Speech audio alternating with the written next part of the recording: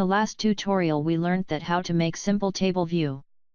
Now in this tutorial you will learn how to perform actions on it.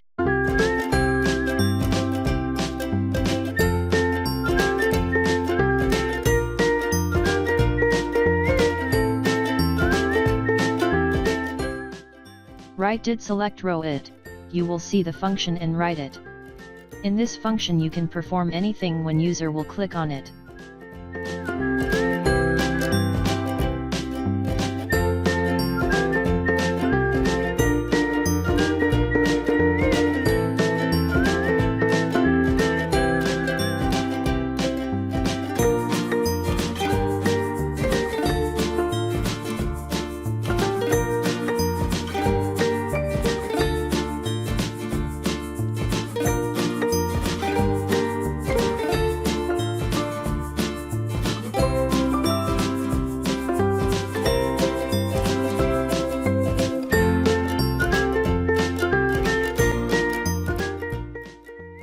Now we will delete or update the cell in the function.